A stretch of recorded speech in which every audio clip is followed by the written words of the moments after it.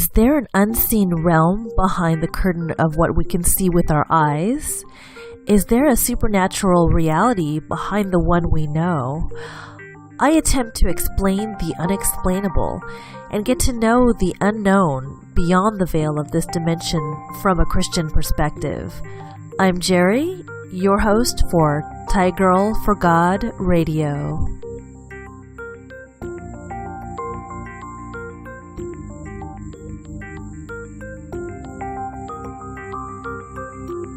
Is the book of Revelation just discussing future events? Or did the author of Revelation talk about the past as well?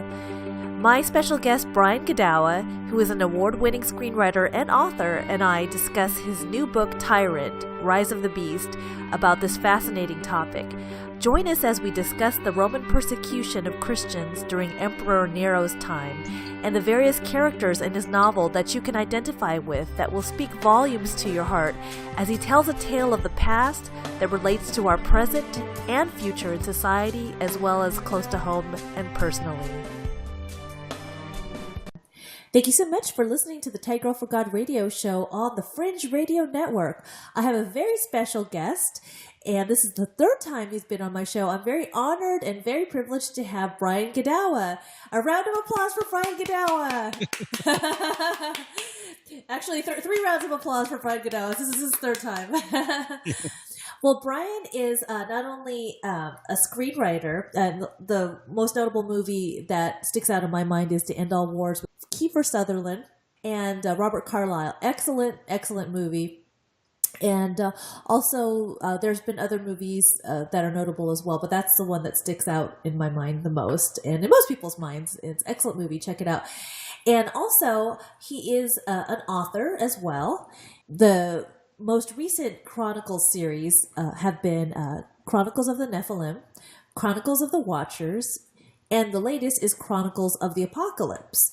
And Tyrant, Rise of the Beast, regarding the end times from a preterist view from the book of Revelation is the latest topic in Tyrant, Rise of the Beast. And Brian, just as we were talking about just before we started recording, I'm really impressed with your artwork, especially of this young Emperor Nero.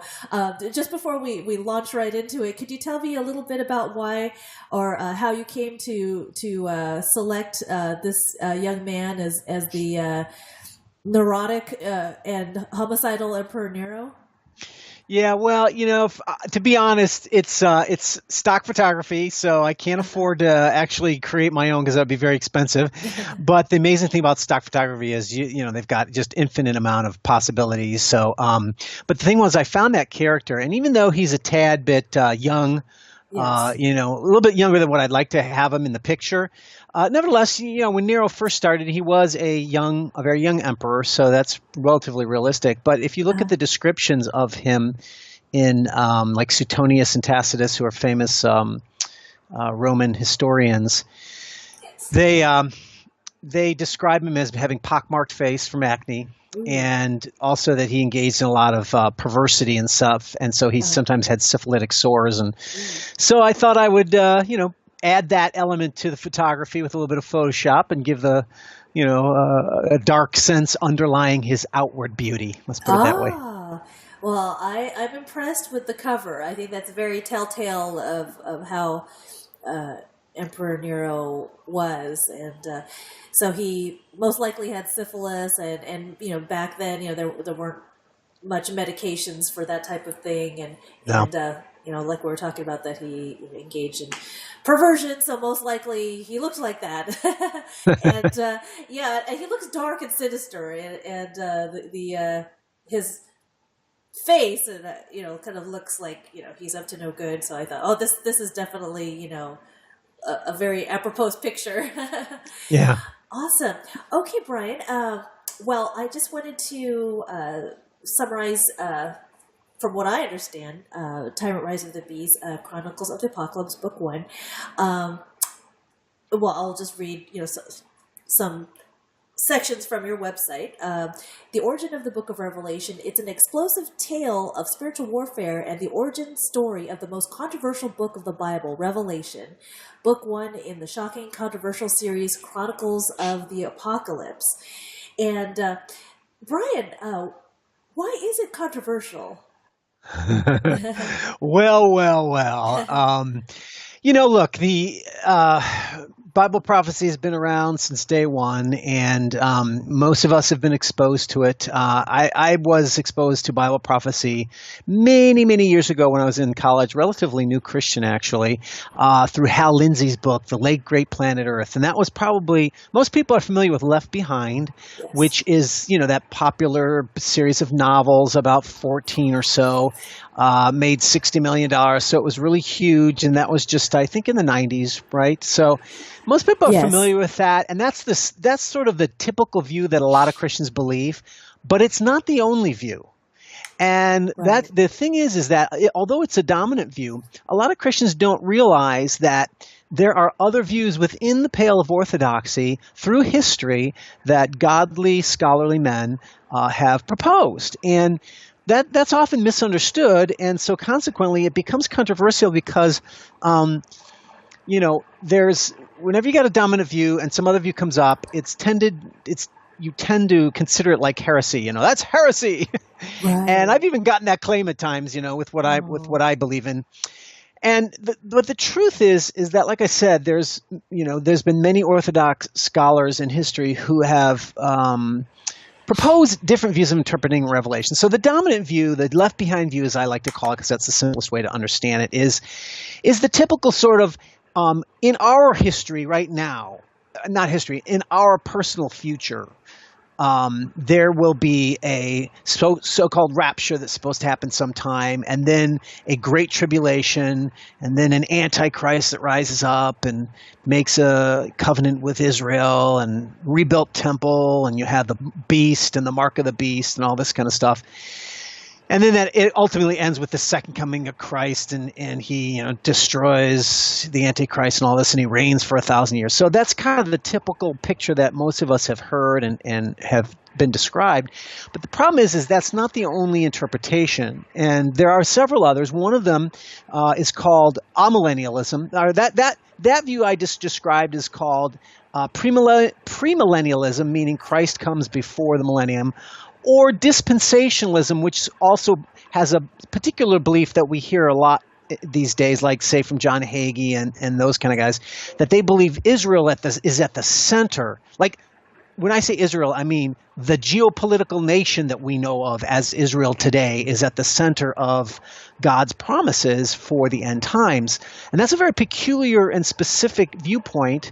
That viewpoint is only 150 years old or so. But then there's another viewpoint, which is it tends to interpret Revelation more as symbolic or allegorical, and that it more represents the cycles of history and how, for example, rather than having the prophecies are about something literal, it's more about the nature of tyranny and governments when man tries to become like God and how that operates. Some Christians even believe that Book of Revelation sort of covers generic periods of history, So, for example, the seven churches. John writes to the seven churches and gives them these warnings, right? And this view will tend to believe, those churches are symbolic, and so it has to do with different periods of history. And right now we are in the Laodicean age, the Church of Laodicea. And so the problems that John describes about Laodicea are the problems in the church today. So if you see where I'm going with that, it's called idealism, or it's called symbolism. But the basic notion is that it's more symbolic in that sense. And amillennialism tends to be that more symbolic viewpoint. Now, there are going to be varieties of these. Okay, so there's lots of varieties within each of these camps. But I'm just trying to paint a basic picture, right? And so there's that viewpoint. And then lastly, there's what's called the postmillennial viewpoint. And that is the view that Christ comes after the millennium, meaning the millennium is more symbolic of the gospel age. In other words, what we are in right now is the millennium where Christ is reigning on the throne in heaven, as the Bible says, and we are reigning with him, beside him, like Ephesians says, right? And that spiritual reign is the reign of Christ. And so, and as the gospel grows throughout the earth, that is, Christ will come after that. But one of the distinctives within that camp is it tends to be what's called preterist. And what that means is the word preterism comes from the Latin word that means past.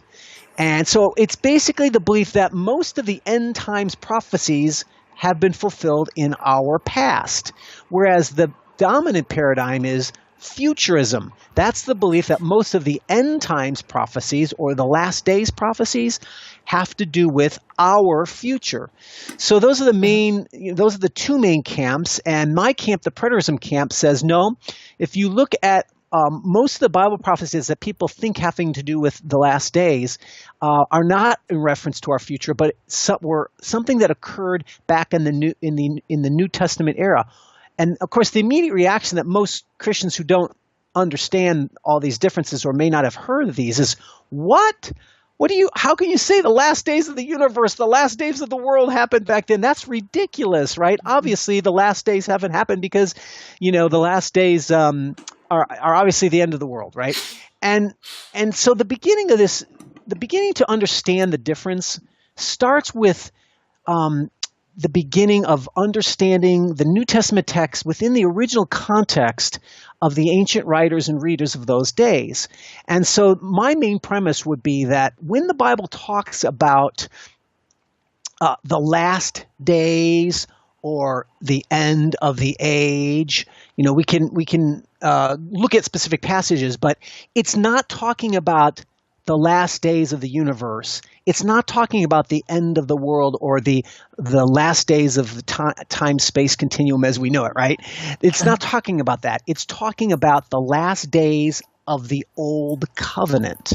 Oh. And so they are last days, but why? Because to the ancient Jewish mind, the cosmic order of the Old Covenant, the Mosaic covenant that God made with Moses was an extension of the Abrahamic covenant, but the bottom line is that was the way God relates to mankind, and so that covenantal age was called the present age. But they believed that one day the Messiah would come and he would bring the age to come, right? And so when Messiah would come, it would be the last days of the Old Covenant because the new covenant that Jeremiah prophesied was coming. And so so that's the big picture concept. And so you have examples like in Matthew 24. This is called the Olivet Discourse, and this is when Jesus is talking about these last days. And he literally says, he's sitting on the Mount of Olives, and the disciples asked him, tell us when these things will be, the sign of your coming and of the end of the age. And again, when we, with our modern Western minds, we read end of the age, we automatically assume, well, that's the end of the universe, the end of the world. But that's not how the ancient Jew read that term, because the word for age is actually eon, which is more like saying the end of an era. And so in specific, it's not talking about the end of the world or the universe. It's talking the end of the era. What is that era? The era of the Old Covenant. Why? Well, if you look closer into Matthew 23 and Matthew 24 and what he's talking about, what you see is in Matthew 23, Jesus is saying, look, you Pharisees and scribes who have led the people of Israel astray, in Matthew 23, right, he talks about how you've killed the prophets. And I'm going to try to bounce back there if I can get there. He says, you've killed the prophets, right? And you're guilty of the blood of all the prophets, all the righteous blood shed on the land you're guilty of. And so in other words, he's saying, you guys think you're righteous but your ancestors killed all of God's prophets. And the context of the message that Jesus is saying, yet you're rejecting me, God's own son, which is the ultimate prophet, right? So for you to be rejecting the Messiah, you have the biggest blood guilt of all, so much so that he said, I will destroy the house of God, destroy the temple. And he says, truly I say to you, all these things will come upon this generation. And a lot of Bible prophecy people, completely misread that and say, oh, that must mean the generation who's going to see these signs in our future. But no, if you read the context and you read the Gospels, wherever Jesus uses the term this generation, he's always using it to say, this generation that is my generation that's going to reject Messiah, because you rejected the Messiah, you will be judged. And look it up in a concordance. You'll see this generation through all the Gospels. Jesus is always saying this generation who rejects the gospel, who rejects Messiah, will be judged harsher. And so now he comes into Matthew 24 and he's saying all these things will come upon this generation. That doesn't mean, the word for generation doesn't mean race, like all these things will come upon the Jewish race in the future. It doesn't mean some future generation. If he would have meant some future generation, he would have said all these things will come upon that generation. But he's not. He's talking to his generation, the people right in front of him. And then that starts to lead us into a better understanding of what he's about to say, because then he says, look, O Jerusalem, Jerusalem, that kills the prophets and stones those who are sent to it. How often I would have gathered you as children, as a hen gathers a brood under her wings, yet you were not willing. And the whole context of this is what? Because you're going to kill Messiah. So he says, see, your house is left to you desolate. The word house in ancient, in the Bible basically is the house of God, the temple. Uh-huh. And then he's walking in Matthew 24. He's walking through the temple, and they say to him, see these beautiful buildings, and he says, you see all these beautiful buildings in the temple? Truly I say to you, there will not be one left here, one stone upon another that will not be thrown down. And of course, that actually happened in AD 70 when the Roman armies came and surrounded Jerusalem. They wiped out all the Jewish towns and throughout Israel, and then ultimately besieged the temple and destroyed Jerusalem and the temple, just like Jesus prophesied, to the point where not one stone was left upon another at the temple. And when did that happen? That happened in 70 AD. And guess what? When Jesus died was around mid-30s. Within one generation, 40 years, the temple was destroyed. Exactly as Jesus said, all these things will come upon this generation. So within 40 years, at the end of Matthew 24, Jesus reaffirms the same sentence later after he gives all these prophecies about the last days. And he says, where is this? Oh yeah, truly I say to you, this generation will not pass away until all these things take place. He's talking to these people and saying, this generation, are not going to pass away until these things take place. Sure enough, it all happened within a generation. And so my point is that in terms of the big picture, now obviously people are going to say, well, what about this? What about that? Looking at the details, we can take a closer look. But what I'm saying is that the basic picture that Jesus is saying is the end of the age is the end of the old covenant. Mm-hmm. And of course, we know as Christians that the new covenant was inaugurated when Christ died on the cross, right? The new covenant, blood of the new covenant. However, think about this. You've got the Jewish nation. God was sending Messiah to them, so he was supposed to save them, right? Now, basically the nation rejected him, but not all of them, because the first Christians were obviously Jews. Who are those first Jewish believers in Messiah? They are the remnant. They are the ones who actually believed in Messiah. So they believe in him, but the nation by and large rejects him. So Jesus says, I'm going to judge you by destroying the temple. So there's two aspects of this destruction of the temple that is very important to understand why the last days are the last days of the old covenant, not the last days of the universe, because the new covenant came with Christ, but it came spiritually, right? But God is not an abstract God. He doesn't just spout theology. God is a God of history. So he always embodies within history what he is accomplishing spiritually. So you've got this new covenant with Christ, but the entire heart and soul of the old covenant is still in operation. So how can that be? How can those two contradictory things continue on together, right? And that's why the book of Acts has so many difficulties. A lot of the Jews were having a hard time accepting that Gentiles could come in by faith because they said, well, you should get circumcised and you should go to the temple and follow the rules of the temple. And they're trying to say, no, that's not needed. But why did they believe that? Because the temple, the heart and soul of the old covenant, was still up. So, number one, Jesus is saying, look, because you rejected me, I'm going to judge you as a people. Remember the parable of the vineyard, where the renters rejected, God sends his prophets and they reject him. And he says, well, that won't reject my son. And of course they killed the son. And then he says, what will he do to those tenants? And the Jews themselves say, well, he will send an army and come and kill them and destroy them. And Jesus says, yes, that's what he will do to the people who reject him. And the gospel will be given to a different people who will produce the fruit thereof. So in other words, this judgment or this destruction of the temple is a kind of judgment on the Jews because they rejected Messiah. But secondly, it's also the historical marker for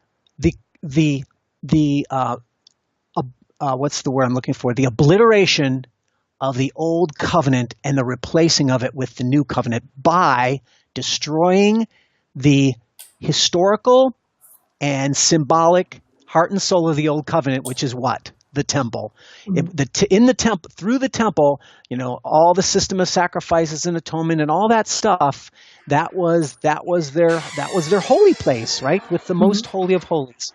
And so by God destroying that, he's doing those two things, judging Israel for rejecting Messiah, and secondly, completely consummating the arrival of the new covenant by destroying the elements of the old covenant. And that's why the big picture story that I see it as is the last days of the old covenant and the beginning of the new covenant that God had promised. Does that make sense? Amazing. It does make sense. It does. Now, I've listened to some shows that you've done with some other of my podcast friends, and I was really impressed with the conversations you've had with them and really expounding upon the preterist viewpoint and how it's a viewpoint that godly men who are teachers have. Could you tell me some godly teachers that also have a preterist viewpoint?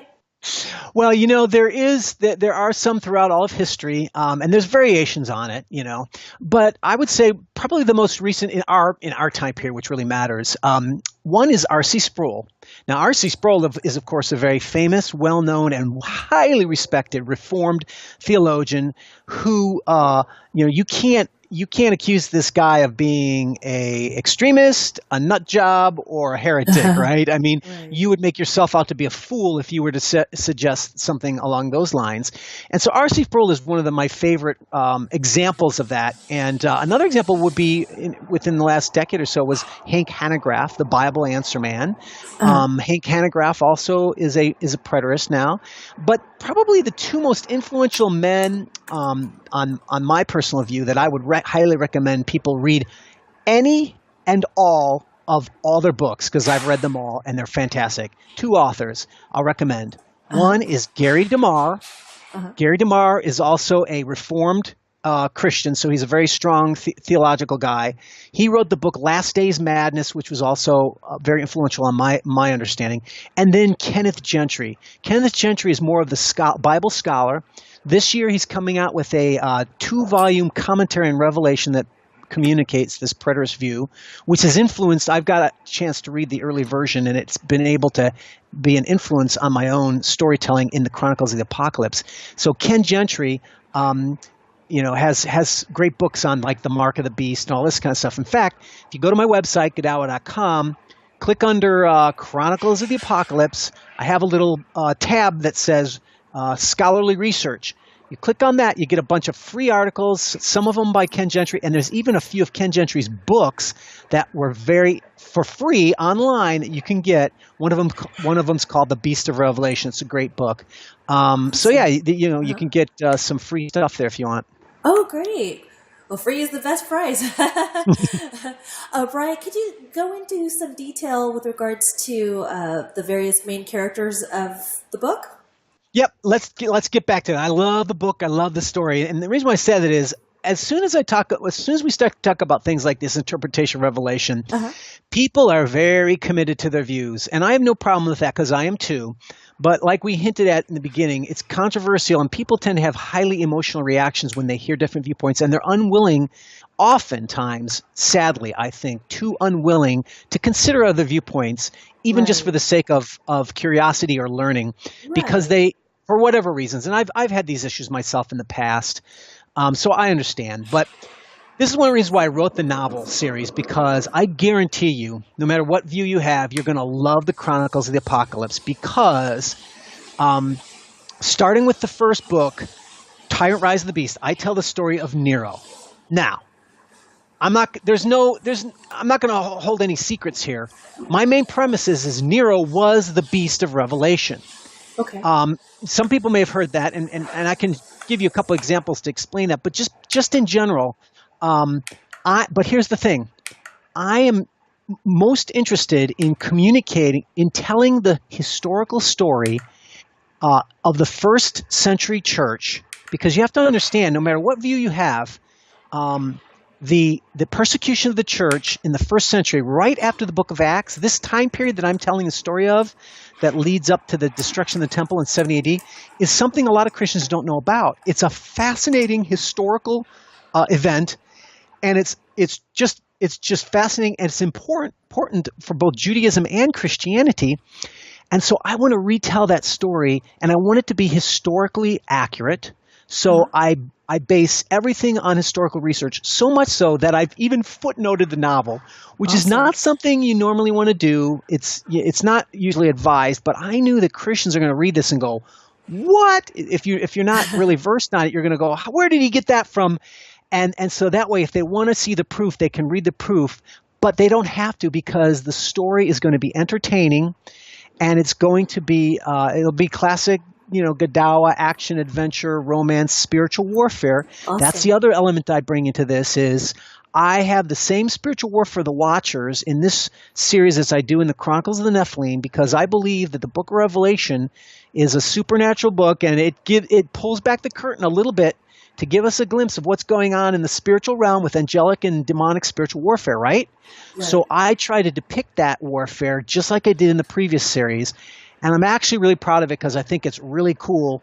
And then thirdly, I integrate it with telling the story of, again, no matter what view you have of Revelation, Revelation was written in the first century by the Apostle John. So I want to tell the story of John writing the book of Revelation. And so I think that he wrote it very relevant to his time period, but you don't have to believe that to appreciate hearing that story, because most of the books out today, you read about most of the novels that Christians are going to write about Revelation. It's about different versions of sci-fi fantasy of the future, like Left Behind.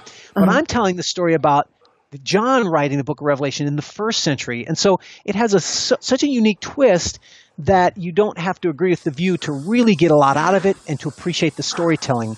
Because the heart of the story is, I have a Jew, a Christian, and a Roman, and together they are commissioned by Nero to find this subversive, seditious letter that he's heard that's being spread around the empire, that's anti-Rome and talks about wanting to kill the emperor. And what he doesn't realize is it's the letter of Revelation, see? And so these three people go off on this journey to try to track down the letter and find out who wrote it. And in the midst of that, they go throughout the empire, they go through the 7 churches, and then they end up in Jerusalem. And then I also show how Satan is operating behind the scenes as he's trying to accomplish his goal of stopping the gospel, destroying the body of Christ, because the persecution that occurred under Nero was the first persecution, and I'm convinced it was the Great Tribulation. Why? Because up until that time, the Jews had persecuted the Christians, but the Roman Empire protected them generally.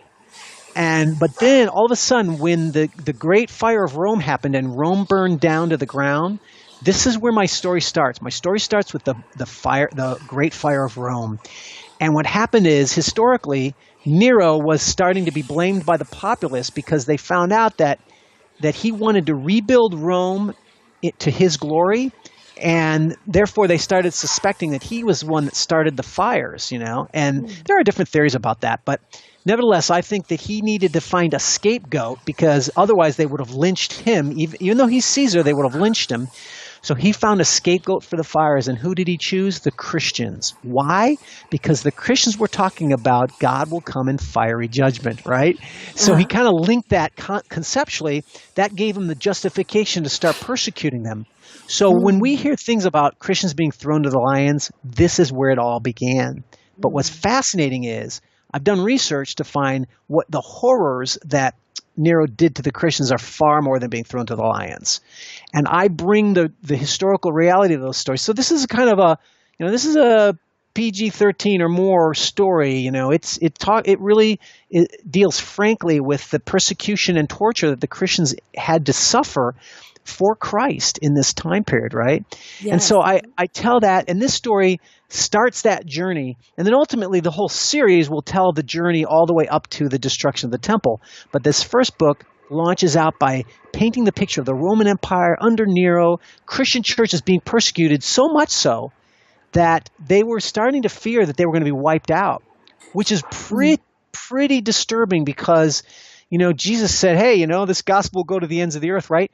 And so they're wondering, is this true? Is this real? And so John the Apostle writes the letter of Revelation to encourage those who are being martyred for the faith, and to encourage them that don't worry, Christ will vindicate you. He will come and judge the people who rejected Messiah, and he will bring you vindication. And this is where the coming of Christ. This is the probably the strongest controversial element to the viewpoint is. Most people assume that whenever it talks about Christ coming on the clouds, remember in Matthew chapter 24, Jesus is talking about the ends of the age. And the climax of that is in verse 30, where he says, after the tribulation of those days, the sun will be darkened, etc. He says, then will appear in heaven the sign of the Son of Man, and the tribes of earth will mourn.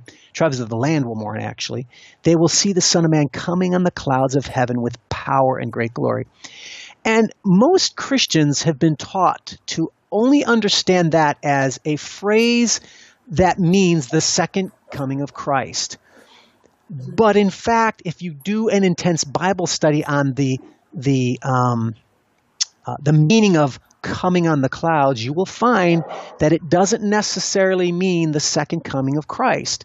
That's shocking to Christians, and the reason why is because they're not as educated on the ancient Hebrew context of that phraseology. So let me just explain how I've come to understand that. First of all, if you look elsewhere in the Gospel of Matthew, remember, number one, Matthew 24, the beginning and the end, he says, all these things will come upon this generation, which also included the coming of the Son of Man. Now, people will say, well, then, obviously he didn't come, so therefore that can't be what it means. Or liberals will say, well, he obviously didn't come, so his prophecies are false. No, that's because you're interpreting the coming on the clouds as being the literal second coming of Christ. But that's not what it means. If you look in Matthew chapter 16, verses 27 through 28, earlier on in Jesus' ministry, he says, the Son of Man's going to come with his angels in the glory of the Father. Surely you must think that's the second coming, right? He will repay each person according to what he has done.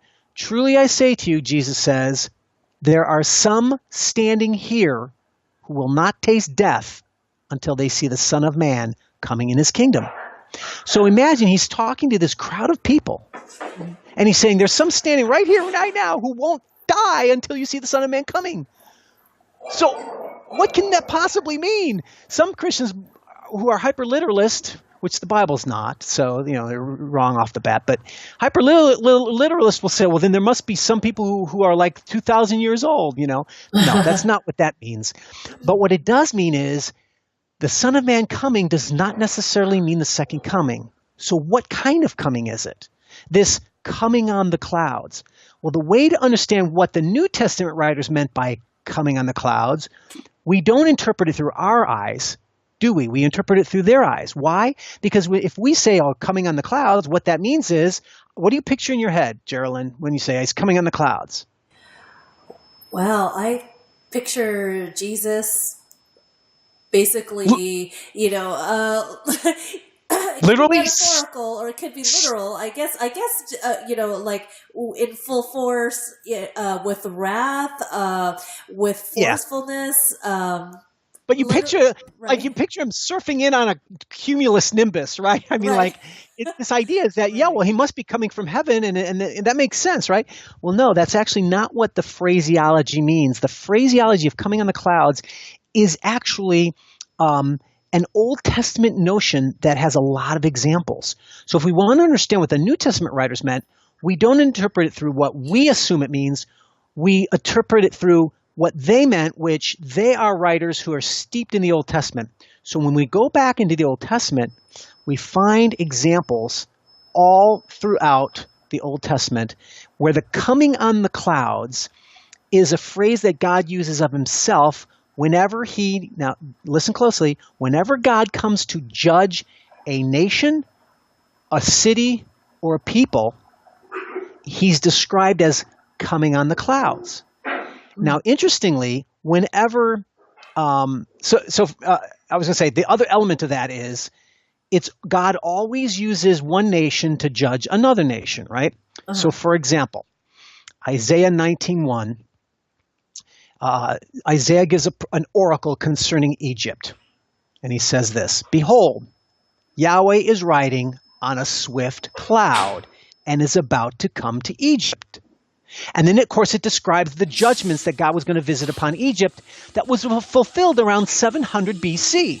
Mm-hmm. So the Old Testament, God came on a cloud to Egypt. Well, did he come literally surfing on the cumulus nimbus? Did God come literally? No. Why? Because within that passage we read, but the Ethiopians, I think, in alliance with the Assyrians, came and judged Egypt. So you have a foreign nation coming in and, conquering Egypt, and militarily. And God is describing that as him coming on a swift cloud to judge. And by the way, this isn't just one example. There's half a dozen of these. I'll give one other one, but it goes on and on. Uh-huh. In Nahum 1, verses 2 through 3, he's giving a prophecy, an oracle against Nineveh. Uh-huh. Now, this, of course, happened way back in those days, in the days of Nahum. And here's what it says: Yahweh takes vengeance on his adversaries and keeps wrath for his enemies. His way is in whirlwind and storm, and the clouds are the dust of his feet. So, when God comes against Nineveh and he uses another nation, he calls it as coming on the clouds.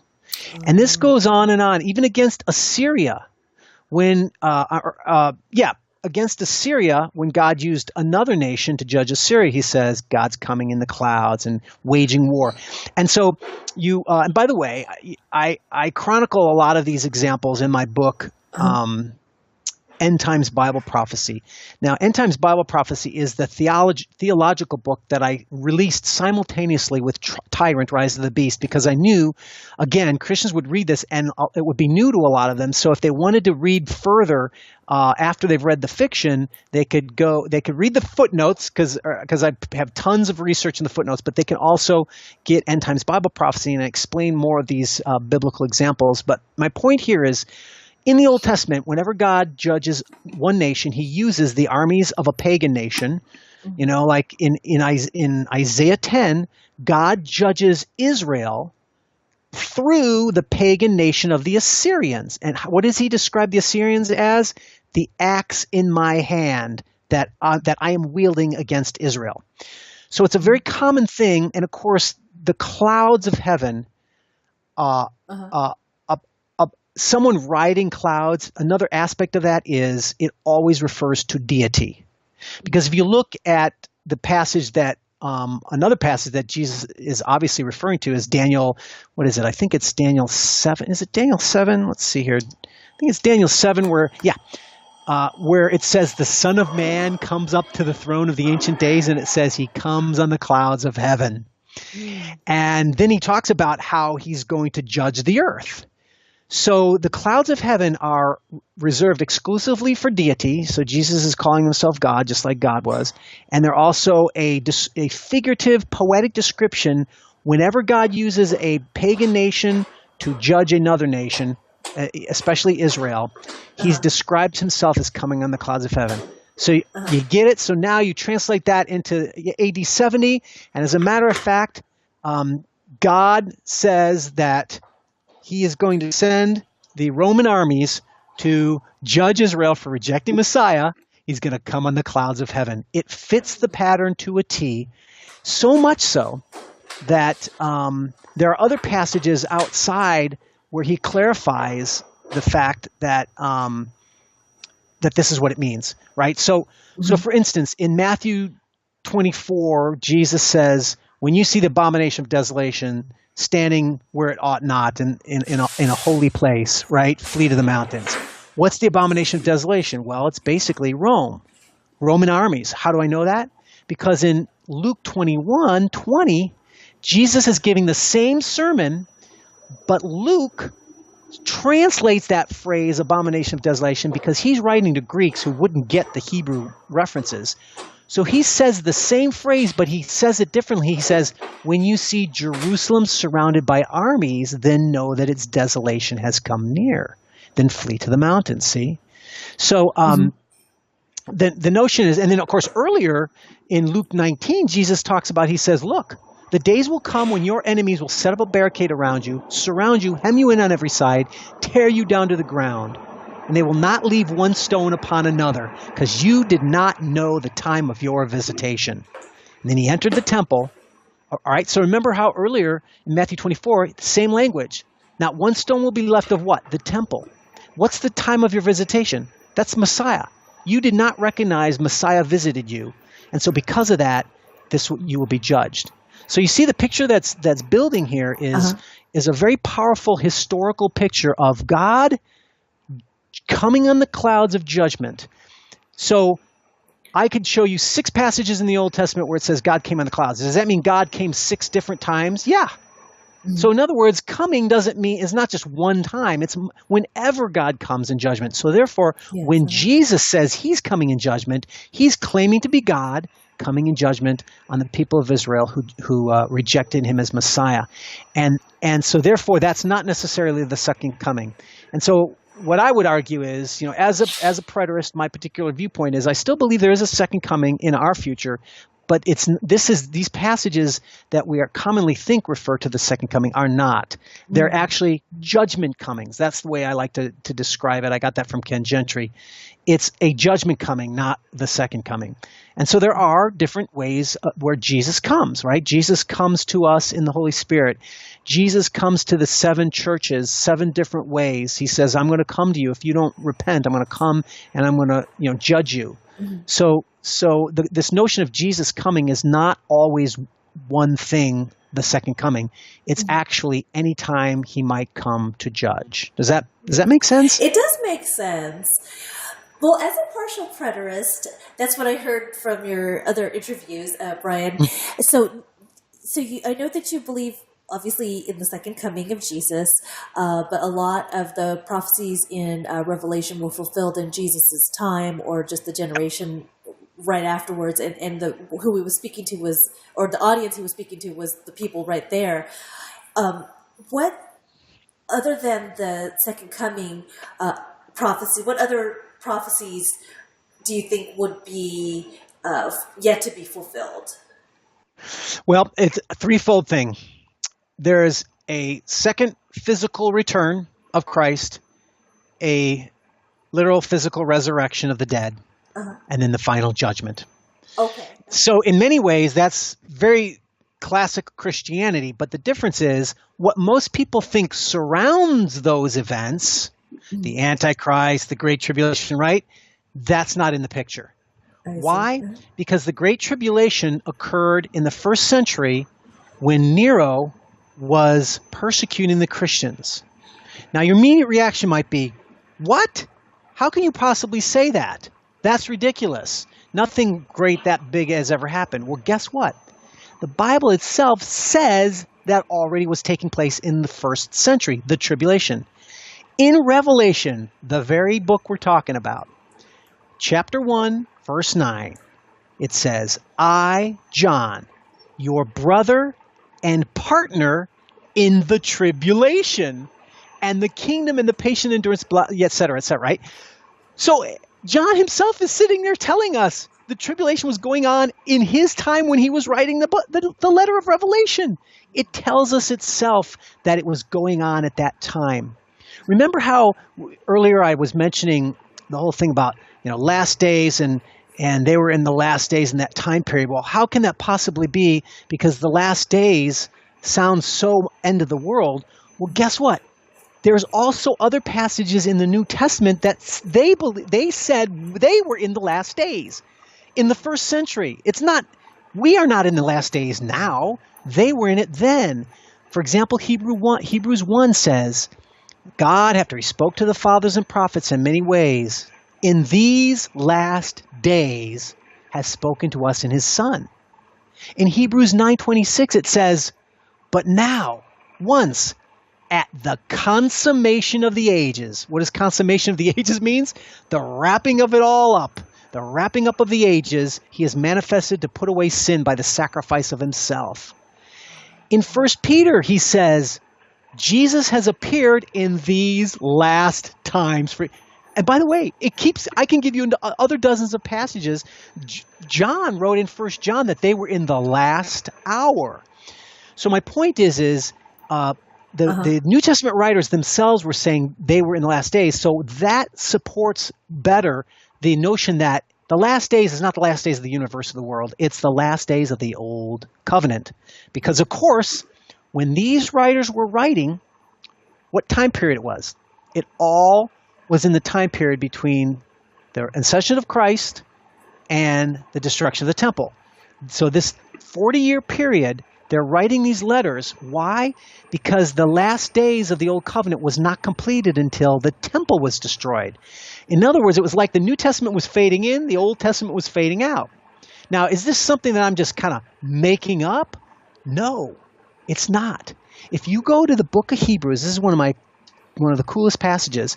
In the book of Hebrews 8, he's talking about the new covenant, how it's superior to the old covenant. And he says, look, we wouldn't need a new covenant if the first covenant was faultless. But as it is, behold, the days are coming with a new covenant, right? And then in verse 13 of Hebrews 8, he says this. In speaking of a new covenant, he makes the first one obsolete. Okay, that makes sense, right? Old covenant is obsolete. New covenant is here. And then he says, and what is becoming obsolete and growing old is ready to vanish away. So all of a sudden he uses three phrases that indicate it's in the process of becoming obsolete. It's in the process of growing old. It's not yet vanished away, but ready to vanish away. Well, what could that mean? Well, the book of Hebrews, he's assuming these passages that I already said, that Jesus was promising the destruction of the temple. They're writing the book of Hebrews before the temple's been destroyed. So he's referring to the destruction of the temple that is coming, but it isn't here yet. And he's basically saying, look, this obsolete old covenant, it's becoming obsolete, it's growing old, it's ready to vanish away, but it hasn't yet because the temple that embodies all that has not been destroyed yet. So they believed they were in that transition period between covenants. The new covenant had come, but it had been inaugurated but not consummated. And that took that generation of 40 years before the Old Testament was wiped out completely and the New Testament was fully in place. And that's the story. That's awesome. That's great. So in your novel, I know that there are various noteworthy characters in Tyrant. Could you tell us about, let's say, the Roman prefect Severus? Okay. Well, I basically have three characters, right? Okay. And most of my characters are actually non-believers. I don't know why, but I think I'm fascinating. I'm fascinated in the world view that unbelievers have, and what it means to how can they change their minds and such. And so consequently, three main characters in my story. One is a Roman prefect in Rome. His name's Severus. Uh-huh. And he's the guy who's connected to Nero, and he's high up there as a Roman prefect, and he's a warrior. And he has a Jewish doctor with him named Alexander. And Alexander is pretty much, I would say, in terms of the series, he's probably my main hero of the series. It's kind of the three of them are going to be, in some ways, the heroes, but Alexander, the Jewish doctor, is the number one, and he's not a believer in Messiah, but he's the personal doctor to this Roman prefect, and he's a sort of a Hellenistic Jew where he's kind of compromises. He has Judaism, but he also loves the Greek culture, and he mixes it up. And in other words, he's a man of compromise, and that compromise gets him into trouble. And then lastly, they have a servant woman named Cassandra, who's a Christian. And where they get her from is when the persecution against the Christians start out, Severus is told by Nero to go hunt down the Christians in the city, and Alexander has to help him. Because Alexander's a Jew, he says, well, I want to protect... Look, Nero's on the verge of blaming Jews, because they always do blame the Jews, right? So he helps him say, well, if I help him track down the Christians, that takes the onus off of the Jews, and they'll focus on the Christians. So one of the first Christians that they meet and that they hunt down is this woman, Cassandra, who happens to be the heiress of a shipping merchant, and she was someone who actually helped the Apostle Paul get around the globe shipping, right? Traveling, Uh-huh. right? And so she's a strong female Christian who knows the scriptures, but she becomes their servant. Instead of killing her, sending her to the arena, they think she's beautiful, number one, but also they think that they see that she has this deep understanding, and they're going to, well, maybe we can ultimately draw this stuff out of her. And there's more to it, the picture, than that. She does some amazing things that I can't talk about without spoiling it, but she saves them in some ways. And I don't mean spiritually, I mean like in terms of physically and stuff. So anyway, so they have this Christian servant, right? And so these are the three that then go on the journey together. And so you get to see the world through a Roman pagan eyes, a Jewish eye that doesn't believe in Jesus, and then the Christian. And ultimately, this Christian woman is going to have a major influence on both of these men. But it doesn't always end up well for all of them. So it's I try to make it exciting, but also unpredictable. And so through their eyes, we hear, the Christian's perspective. They find the Apostle John ultimately, and John explains a little bit of the letter to them, and then they become the ones who then go out and try to get that letter to other Christians and stuff, so that they can hear the message. But nevertheless, the Roman is just, he's like, I want to find these Christians talk about a Messiah coming back. He's going to, and of course, Rome thinks that means a military leader, right? So he's expecting this must be a insurrection with some rebel leader who's pretending to be a Christ who rose from the dead, right? So he's like, I want to find out who this guy is and hunt him down for the sake of the emperor. The Jew is trying to help him and say, look, if I can turn their mind off of the Jews and point them to the Christians, that'll help my people. But he's also curious. He wants to know who this Messiah. I reject him. But he's also challenged by this Christian woman who knows the scriptures better than he does, and so she's the one who actually challenges the Jew and the Roman to, challenges their worldview. So you got all that stuff going on in the middle of this, like I say, a sort of a conspiracy theory action adventure, if I can call it that. Wow, that's amazing. And I really like how you mix all of those elements together, like action and fiction and fact and history and romance and just all of it together. It's just all of it comes together in an amazing way, because I read The Dragon King, and I was really impressed with that. And if it's anything like The Dragon King, I know that the readers will love it. And I agree that, even though I haven't read it yet, that even if you have a futurist viewpoint where you believe that most of the prophecies in Revelation have not been fulfilled yet, or just a little bit has been fulfilled, and a lot of it will be fulfilled from this day forward, such as the Antichrist, the Mark of the Beast, and such, which is kind of where I come from. I think I'm sort of a dual person. I don't know if that's a word or not. I'm a dualist. I believe that it could be both. That's just, I'm not a theologian. I told Brian that. But from what I read, like, for example, in the scriptures, it sounds like there's been various antichrists, like an antichrist spirit, and the major for me, it sounds like in the word that the antichrist that that John the Revelator was talking about was Nero for sure, but I think that there's been various, I guess, quote unquote mini antichrists since then, but they've been evil and sinister to the umpteenth degree, of course, like Hitler and Pol Pot and who's that Russian guy? I forget his name. But the evil. I'm sorry. Oh, you mean Stalin and Mao? Right. Yeah, exactly. All those evil people who are into genocide and homicide and things like that.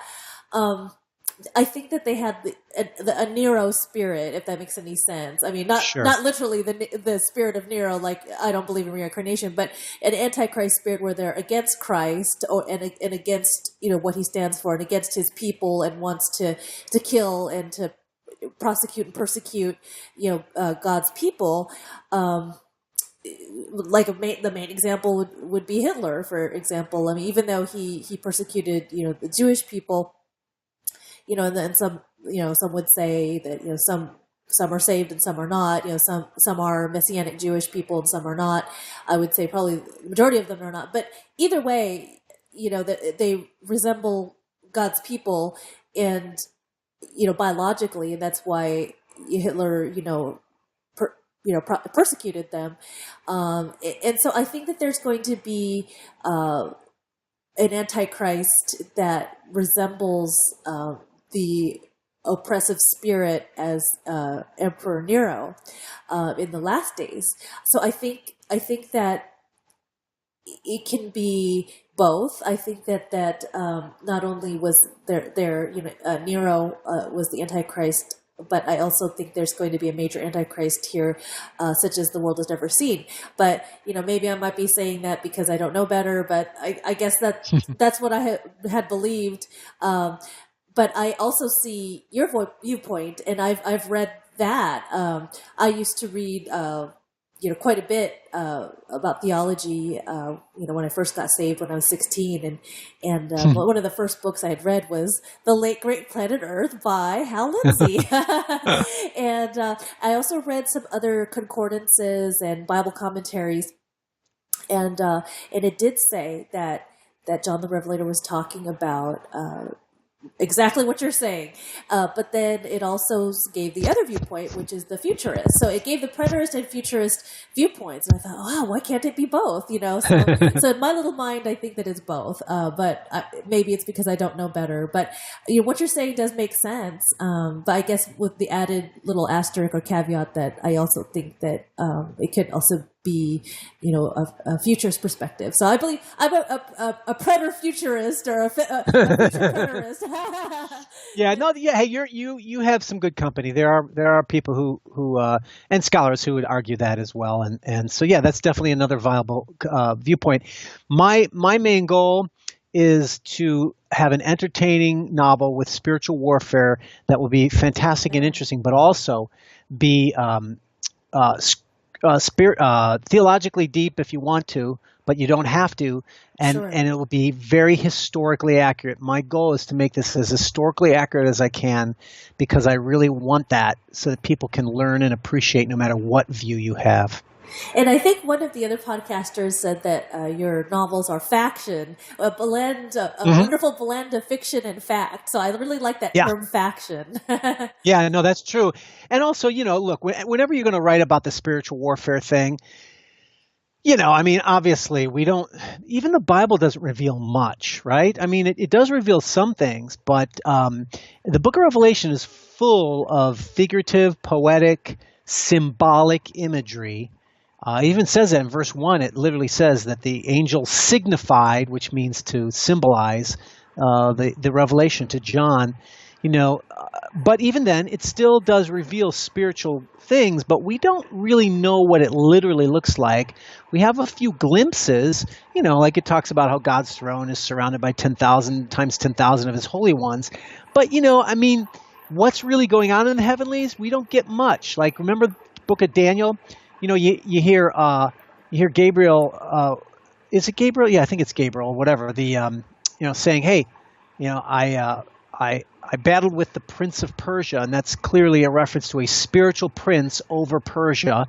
And he talks about I wrestled with him for 30 days, and that's all we hear. But what does that look like, right? What does it mean when it says,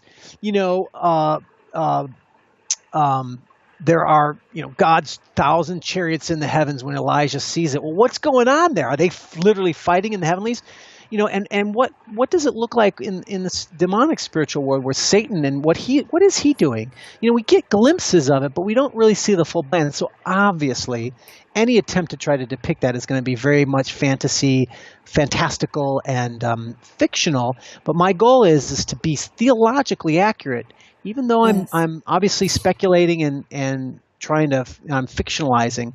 So I'm kind of proud of the fact that I think I've been able to capture a really cool, fantastical way of showing the spiritual world while remaining true to the theology of the Bible.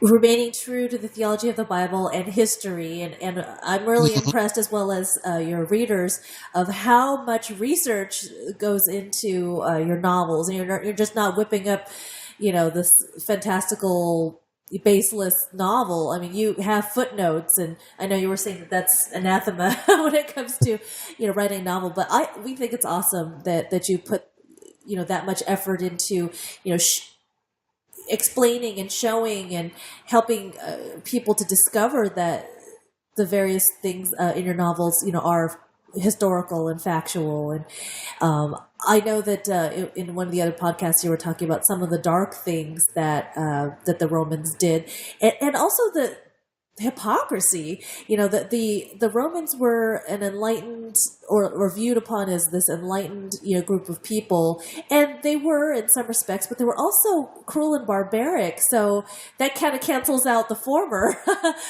Yeah. One of the things that and other people have noted this, but what you'll note when you read the novels is it was something that I actually wasn't entirely aware of until I was doing the research of how similar the moral world of Rome was to our time period. Yes. For example, attitudes and mentalities about whether it's homosexuality or abortion even, you'd be amazed. You'd think, that's ancients didn't know about that. Well, no, actually abortion was a common thing engaged in ancient Rome. And in fact, they used very similar tools to what they use today.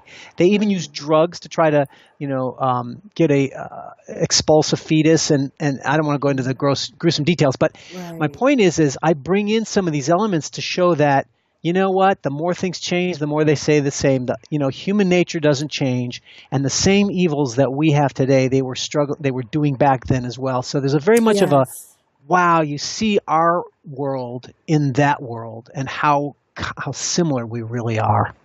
Oh, yes, absolutely. And I really liked how you were saying that the Zeitgeist, or am I saying it right? The Zeitgeist. The Zeitgeist, okay. Yeah. The Zeitgeist is Nero with his zits right now.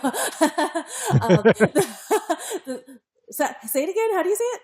Zeitgeist. Zeitgeist. Okay, so it's with an I. Okay, the Zeitgeist, or the spirit of the age, is very similar to our era, in such that they were very liberal and anything goes, except if you have some sort of standard, if you have some sort of normal Christian normalcy, if you have some sort of absolute morals or absolute standards, like, for example, saying that murder is wrong, and that's different than killing, obviously, because killing is something that, for example, Jesus, when he spoke to the various Roman soldiers, he didn't tell them to get out of becoming a soldier, because he knew that they had to defend Rome. So you would imagine that that killing, like defending one's country, I think is different than murdering, in cold blood. But anyway, so to say that, okay, abortion is murder, it's like, we're open, we're open to everything, and, peace and love and joy and, peace fingers in the air and flowers and, and, and all this liberalism. I'm not talking about political liberalism, but yeah. But just all religions lead to one God, and you could be any religion that you want. You could do anything you want as long as you don't harm anybody, and that's actually an occult practice and an occult belief. It's not do unto others as you would have them do unto you, or the golden rule. That love other people the way God loves them, or God loves yourself. But it's like I think that's in witchcraft. It's like do harm no one, but the lie, there's a truth and a lie in that, so our era and the Roman era is like, oh, okay, well, just be a good person and harm no one, but we're going to harm those who are against the state, or against unification, or against the nation or the country, or against the emperor, in fact, the way they treated Christians is the way that they're treating, we are being treated right now, right? So, for example, what do we hear right now? Christians are haters, right? Christianity is hatred. You hate gays, you hate this, you hate that. You know what guess what? That's exactly what Nero did before he threw us to the lions. He called us haters of mankind. And that's literal. I'm not exaggerating. That's literally what they did. He called Christians were haters of mankind. So you can see where this leads, that it's the same spirit, the same kind of thing. Nowadays, you're shocked, okay, people believe in abortion now. It's the point where society, they believe it's not just morally acceptable, it's a right. And not only that, but for you to even questioning it makes you literally an evil barbarian, right? And yet, what's the very next thing that's already starting to happen? There are already ethicists, biological ethicists, who are starting to argue, and it's only a matter of time before it will be accepted, that, well, look, if there's no difference between a baby that's newborn and 10 minutes before they're born in the womb, there's really no difference other than they've passed through the vaginal canal. So therefore, maybe we should give some time to parents to decide after they're born before they decide whether or not they're a person. And that's called infanticide. And by the way, that's not an outrage. It's outrageous to hear that, but it's not inconceivable, because they're already having university and academics. Academics are already making the arguments for it. But guess what? They had that back in ancient Rome. They had what's called infant exposure. And what that meant was, if you had a baby, and for whatever reason, it doesn't matter what, even if you just couldn't afford them or whatever, they would have the baby and they would bring it out into the woods and leave them on a stump, or just leave them in the grass and leave them to the elements, which of course would basically mean wild animals would come and eat them or whatever. But that was called infant exposure, and that's really where we're going now. Is the next step is that pretty soon it will be considered, it's our right to decide whether or not our baby should live after it's been born, and that's the next step, and it will be coming, because that's where it goes. Right. Yes, absolutely. And sin is a slippery slope, for sure. And, a lot of people don't think that we'll ever get to that point. But, once they started kicking, God out of the schools, they stopped, praying, for their government and for churches and for their children and schools and everything. That's, they opened up a can of horrific worms. And absolutely. Another element was what was called the imperial cult. An imperial cult in the Roman Empire was basically this notion that cities outside the Roman Empire had to have some kind of a temple or altar in each city dedicated to Caesar. Why? And they were supposed to give sacrifices to Caesar occasionally, along with their own gods. Why? Because the notion was Rome was very pluralistic. It was very tolerant.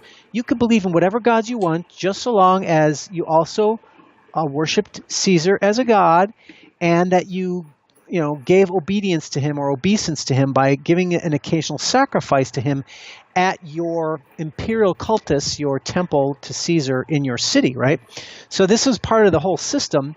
And it was the imperial cult that, of course, Christians would not engage in, obviously. And because of that, they were not allowed to engage. They lost work. They lost jobs. People in guilds, you had to be in a member of a guild for certain cities and stuff. You would be pushed out of the guild unless you were part of the imperial cult. And the Jews got around it by saying, well, we can't worship Caesar, and we're not going to give...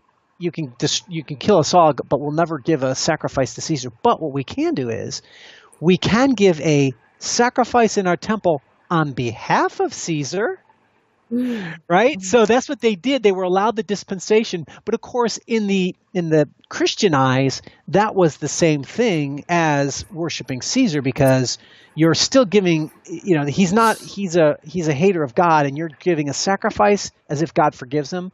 That's blasphemy. So if you can catch where this is all going, this is where the mark of the beast comes in. Because the whole notion of the mark of the beast is that you can't buy or sell unless you have the mark. Most people think, oh, that's got to be a computer chip in the hand that you use at the store to buy things. It's like, well, back in the 70s, they thought it was a UPC code. And they were wrong. And my argument is we keep every prediction they give is wrong, wrong, wrong. Well, guess what? Back in the ancient world, my argument would be that the imperial cult was the mark of the beast. So the Jews had the mark of the beast because they were willing to do their own sacrifices, but everyone else had it. And if you didn't, you could not buy or sell, right? Buy or sell. And the other element of that is, it talks about, you're marked on your forehead or the back of your hand, right? Well, guess what?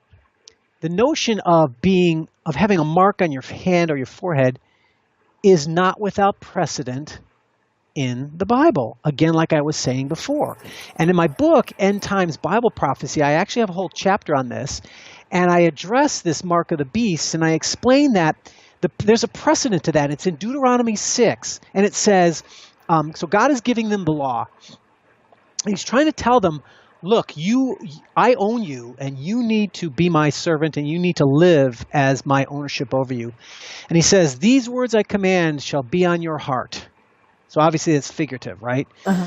You shall teach them diligently to your children when you sit, when you walk, when you lie down, and when you rise. And then he says this, you shall bind them as a sign on your hand, and they shall be as frontlets between your eyes. There it is, your hand and your forehead. Well, why? Well, what does that mean? He's basically saying everything you do, your hand, and everything you think, your head, or the way you see the world, right? Your forehead, your head, you're seeing the eye, you're seeing the world through that. So everything you think and do should be governed by the law of God. And so this notion of being marked on the forehead, it's basically a sign of ownership. If it's a symbol, in the book of Revelation, when God says that the 144,000, whoever you think they are, he says they're sealed on their foreheads by the Holy Spirit. It's symbolic. It's symbolic of ownership. So in other words, if you were owned by Caesar, that was having the mark, basically. Because if you accepted the imperial cult, you actually had the mark on it. So no, it's not a literal mark where they stamp something or whatever. It's the notion that if you accepted the imperial cult, you were marked as being owned by Caesar, which is ultimate idolatry and the mark of the beast in the 1st century. So there's another example of, and by the way, I explain it in my End Times Bible Prophecy, but in Tyrant, I bring it out and show how it operated within that world based on historical cases. That's interesting. I did read that somewhere in one of those theological concordances that it's, according to the preterist view, it's not a literal mark like a microchip or UPC, that it's something that a person does to worship the beast, i.e. the emperor, in some way, shape, or form, like by their actions, like a symbolic thing. And so you definitely explained it the way I read it before. That's interesting.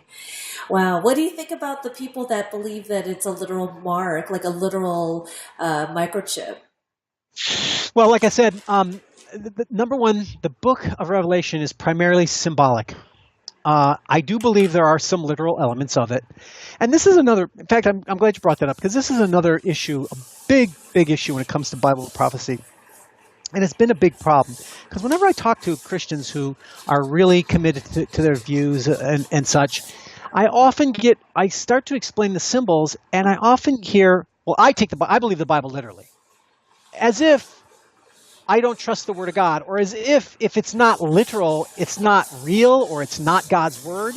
That's ridiculous. Right. The question is not who takes the Bible literally. The fact is this. Everyone takes some of the Bible literally and some of it symbolically. Right. The question is what parts. And that's where you have to be honest, and I will be honest and admit it's not always easy to do so. Why? Because if you really look at it, all throughout the Old Testament and the New Testament, symbolism is often interwrapped with the historical or the literal. And so you really have to do your study to prove your point. And it's not enough to just say, well, I take it literally, as if that's what's required to be the Word of God, right? Because in fact, if the Word of God is being symbolic and you take it literally, then you're not following the Word of God. Case in point, pretty much everyone believes that the beast of Revelation with the 7 heads and the dragon is very clearly a symbol. So if you were to say, well, I take the Bible literally, and I believe there's going to be a Godzilla creature created by genetic hybrids, right? And Godzilla, because I take the Bible literally, I don't think any Christian will take you seriously.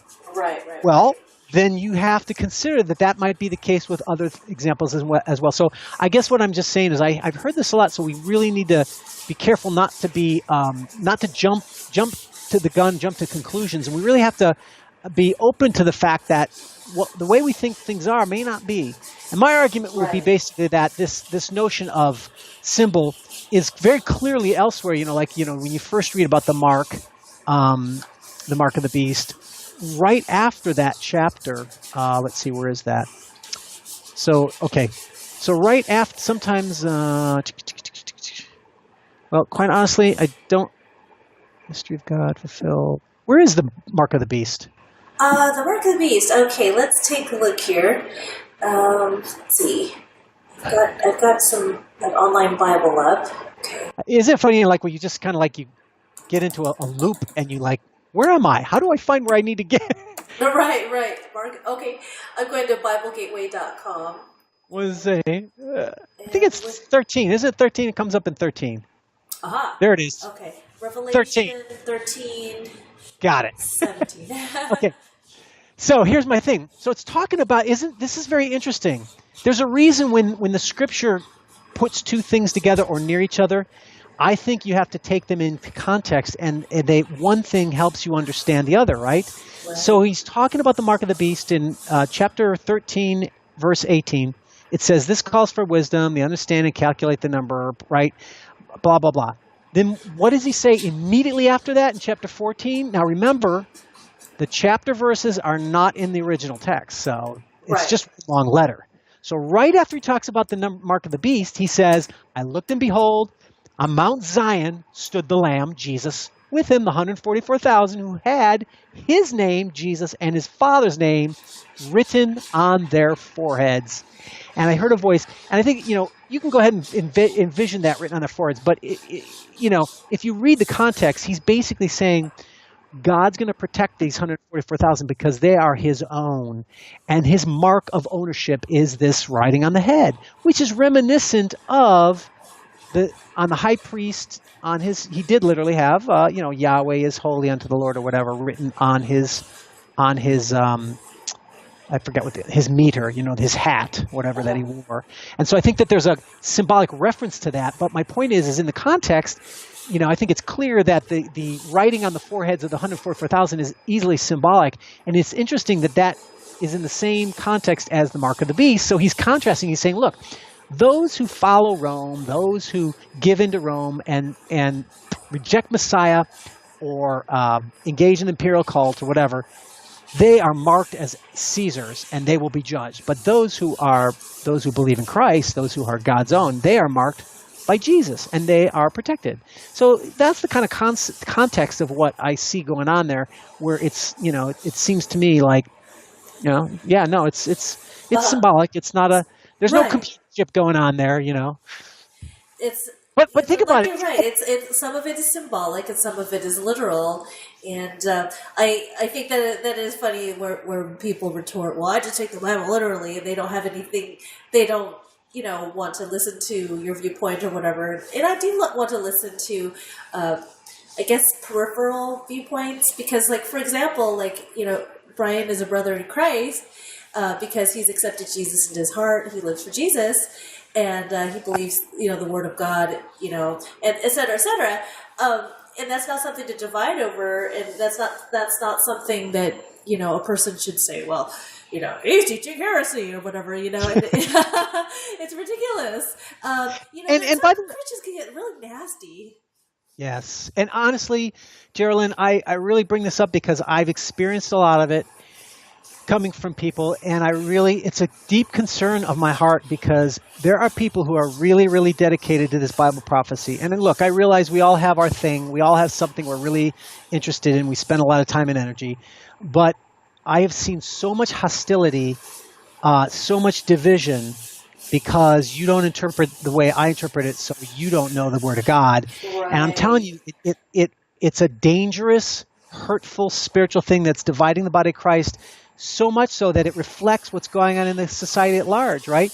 And with the world right now, in America at least, we see, well, actually around the world, but I mean, in America, we see such hostility and division between people who don't agree that they're separating with a chasm, and they're just, there's just hatred and violence that is, projected at those who disagree. In other words, a decade, or I'm sorry, 20 years ago, people would argue and have different opinions, and we all believed in freedom of speech, but and it's sort of like, well, I disagree with you, but I would die for your right to have your viewpoint and Right. to argue it. But now, what do we see? We see one side shutting down the other side because they don't, and they're calling them Nazis, and they're calling them, you're Nazis, you're racist, you're sexist, you're bigots, you're homophobe, and these are all just terms that justify them engaging in violence or shutting down the other side, and you see that same thing happening in the Christian church where it's that same spirit of division that I think is a danger for us, and we need to be careful. And by the way, it's a challenge to myself as well. I want to be able to, calmly and disagree with someone and be willing to, like what you're doing right now, allowing another viewpoint and engaging in it instead of attacking it. But I've seen so much. I'm telling you, and usually a lot of it is people who are vested financially, or they spent a lot of time in their years investing in one particular interpretation. So there's a lot of pride. There's a lot of There's a lot of shame if they were to acknowledge that they may be wrong about things. But here's the thing that caused me to start changing my view. I believed in Hal Lindsey's view. I believed in the basic, Left Behind view many, many decades ago. But Geraldine, one of the major things that started me really to reevaluate was, as I looked around me, and this went on for years, and I've been a Christian for a long time, so I've seen this over years, but as much as everyone has a right to try to suggest what they think the Bible passages mean, the futurist scenarios, interpretations, are wrong over and over and over again. And I've seen it. Well, like you go pick up Hal Lindsey's book, and this was a book that was the more popular, selling 30 million books in one book, more popular than the 60 million sold in 14 books of Left Behind, technically, if you think about it, right? So in some ways, he was the more influential forerunner. And you read that book, and you see all of his interpretations, they're all wrong. He thought it was going to be Russia. He thought there was no mention of Islam. Now not everyone, but now there are people saying, well, the Antichrist is Islamic. So my point is as time went on, I kept seeing them change. So every 5 years, you see them changing. And the mark of the beast was a UPC code back then. Now it's a computer chip. And yeah, sure, you can say, well, just because everyone was wrong in the past doesn't mean we're wrong now. Yeah, that's true. But look, after 30 years that it's always wrong and it keeps changing, there comes a point, and this is what happened in my life, where I start realizing, well, maybe the system is wrong. Maybe I should consider other systems and see how they are packaging these things, and that's what launched me to really start looking into other views, because I mean, I can't. It just keeps Hal Lindsey, his whole thing was when Israel became a nation, 1948. He believed that. Remember that phrase I told you? All these things will happen in this generation. He thought surely that means the generation that sees Israel become a nation. And he basically said, so Christ is coming in the 1980s, because 88 would be 40 years after, 40 years as a generation, 40 years after Israel became a nation was 88. So in the 70s, he was basically saying, Christ is going to come in the 80s. 80s was the terminal generation. And of course, Christ didn't come. And then there was a guy who came out and said, Christ is going to come in 1988. There's 88 reasons, right? And of course, when he didn't come, the next year he wrote a book. I was wrong. He comes in 1989. Of course, he's wrong too. And these guys weren't just total nut jobs. Right. I mean, I think the guy who wrote that ultimately was. But my point was, he got press within the evangelical world. Christians were considering maybe he's right. And Hal Lindsey said this. He said, you know what? If my if my predictions don't come true, he's like, there's a split-second difference between a hero and a bum. And if they don't happen, I would end up being a bum. Well, guess what? He ended up becoming a bum, but he still has a worldwide ministry today. People are still listening to him. So it's a really sad, sad thing. And I tell people, well, how are those blood moons working out for you? I thought those were supposed to be the next big thing. Come and gone. And everything that they say. So all I would say is really take some serious consideration of the fact that if all these predictions have always been wrong, maybe there's a better viewpoint that doesn't have all these problems and inconsistencies that makes some sense, and at least consider some other views, or at least use that as a means to say, okay, well, let me hear what other people say. I've been all the views. I've been pre-millennial, all millennial, post-millennial. So I've been inside of each of the views, and I really think that if you're really honest, and I will admit this too, that there are holes in every one of the systems. So I won't deny that. There's weaknesses of every viewpoint. Mm-hmm. And so you can't hold on to these with a clenched fist. My view is the Word of God. You have to hold with open hands and say, well, you know what? This is my interpretation, but there are weaknesses, and I may be wrong. And that humility alone is what I call a hermeneutical humility, which means humility in the way we interpret the Bible. And that's where we're going to be able to have the kind of discussions that you and I are having. Right. And my hope is for those who are out there who are much more vociferous about their view, that they can catch that spirit too, because we've got to overcome this division, and we've got to unify in the gospel of Jesus Christ, not in our end times interpretation, right? Right. So I can walk side by side with the premillennialist, and this is what I often say. People will tell me, they go, Brian, if what you're saying is true, then what do we have to look forward to? I mean, I was all this like, oh, when's the rapture coming? I see historical events in the news, and I'm like, it's coming. Well, now you say it all happened. Well, I don't have anything to look forward to. And I say, well, what about the gospel? Don't you have to look forward to, giving the gospel to people and affecting people in their lives? And I also say, I can stand side by side with people who are futurists and believe this stuff. And I can say, look, I don't believe there's going to be a computer chip 666, but I can agree with you that history shows that whenever you do something like that, it leads to tyranny. And I still believe tyranny is evil, just like you do. I just don't believe that it's the beast.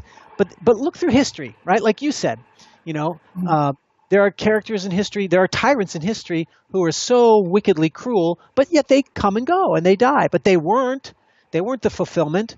But that doesn't mean you can't stand against tyranny. And I stand side by side with those who say, well, look, the genetic hybridization is dangerous and evil, and because it's mixing God's creation that we're not supposed to mix.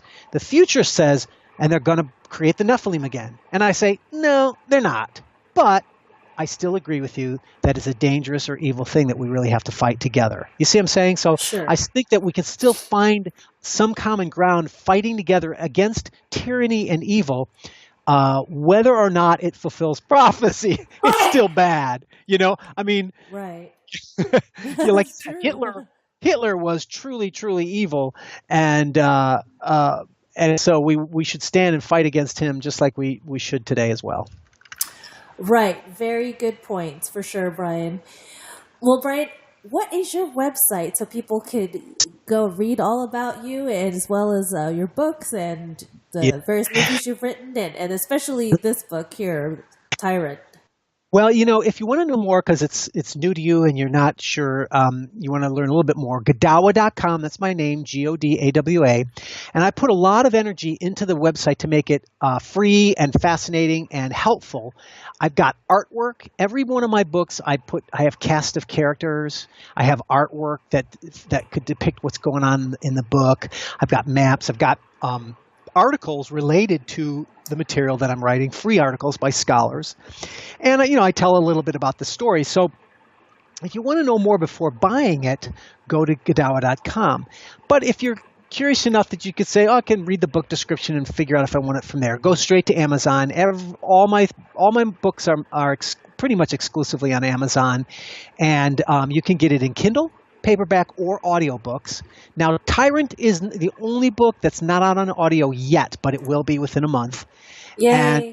But all my books and all my things always end up in all those formats, and they're super cheap. So, why not? Check it out. Try it out. And I guarantee you'll be entertained no matter what view you have. Absolutely. I can't wait to listen to the audiobook because these days it's a lot easier for me to listen to a book than to read it, because I can do my work and then also listen to it at the same time. That's how I was able to get through Dragon King. Is I read half of it and then I just listened to the other half because I wanted to know all about it by the time we had our last interview, which was about a year ago, ironically. About April, May 2016. Yeah. Time flies really fast. And well, you know what I've been doing is I normally put out a book every 6 months. But what happened was this new series is so intense and full of so much research. I actually had to write 1.5 books before I released the first book because I had to work out some things to make sure things were working out well.